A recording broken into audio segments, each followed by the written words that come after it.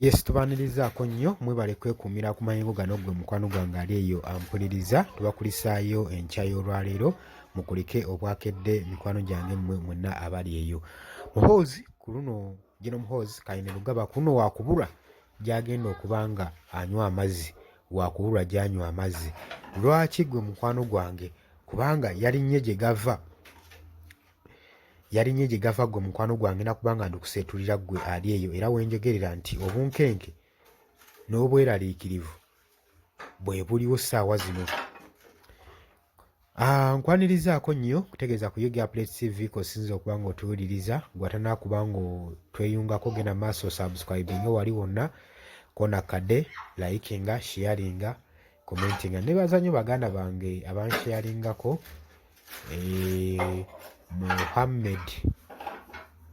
Muhammed webale nnyo kubanga onsharingako, mukola omulimu ogw'amaanyi okutambuza enjiri y'enkyukakyuka mu ggwanga yonna yonna.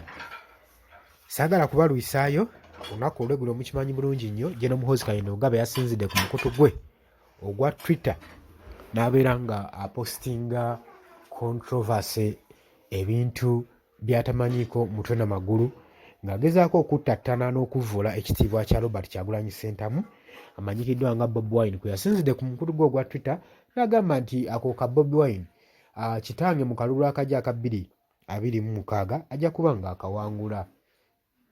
Ebigambo ebyo byatowunzeewo tension eri bannabyabufuzi bonna naddala mu kibiina kya National Unity Platform sako n'eri supporters aba Robert Kyagulanyi, nga bagamba nti Muhoozi Kayine Lugaba ayinza atya okuba nga atarespectinga bakulembeze. Era olunaku olw'eggulu Joel Sonyonyi yavuddeyo n'agamba nti nno yeetaaga okuba nga amateeka gakwata Gino Muhoozi Kayine Lugaba olw'ebigambo ebiri abusive n'okuttatana ekitiibwa ky'abakulembeze. N'agamba nti no wantulabe nga musiba abala ku mikutu gyammwe ku social media platforms okuba boogedde ku First Family, ku Muhoozi ne Mwami Yoweri Kaguta Museveni, era abamu bakyali mu jjairo, abamu bakyatwalibwa mu makooti olw'okwogera ku bantu bano. Naye bano bagaayi olw'okuba bo bamanyi nti amateeka saako ne security badifendinga, ensonga waaki bagenda ne bakola buli kye baagala. N'agamba nti nno era ffe nga balooya tukimanyi nti no one is above the law, era amateeka gaba gasobola omukwata nga bwe kigambibwa. Kaakati David Louise Lubongoya ono nno nga ye sekuritale w'ekibiina kya National Unity Platform avuddeyo n'ahitinga back eri Gino Muhoozi Kayine Lugaba ku bbaluwa ye gye yawandiise okusinziira ku komenti ze yawandiise ku Robert Kyagulanyi Ssentamu. Lubongoya agamba nti nno ono Muhoozi position Chief of Defence, ekifo ekyo kyatuulamu ne constitution eyamandatinga Uganda People's Defence Force okusigala nga omuntu ono assaamu ekitiibwa eri ba civilian n'okubawa authorities zaabwe. Kino kyazze oluvannyuma lwa CDF ono countryhood constitutional mu constitution emanyikiddwa nga Act 208 kawaayiro ak'okubiri kaprovidinga bulungi nnyo, David Watu wagamba kaprovidinga bulungi nnyo that nti Uganda People's Defence Force talina kubeera ng'ali partisan.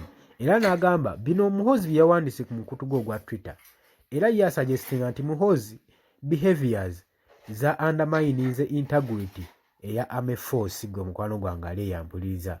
Agamba era achuzinga ruling government eno eriko okutreatinga constitution mu ngeri nga yo gyeyagala, nga bagitwalira ku mere piece of paper gwe mukwano gwange ali eyo ampuliriza. N'agamba nti nno ekyo kye bakola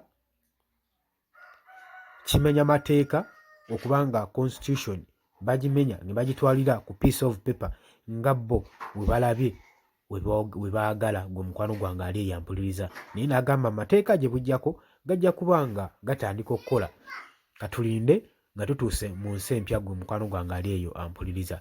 Golowooza David Secretary General wa National Unity Platform nga yogedde, golowooza bannamateeka ba wano bayinza okukola ekisoboka okulaba nga General Muhoozi Kainerugaba avunaanyizibwa nga bwe kisoboka, oba bano abasajja bennyini be baasigaza amateeka, be bakolera amateeka, bo tegalina bye gabakwatako? Njagala ojje mu comment section kino kitangaaze bannayuganda.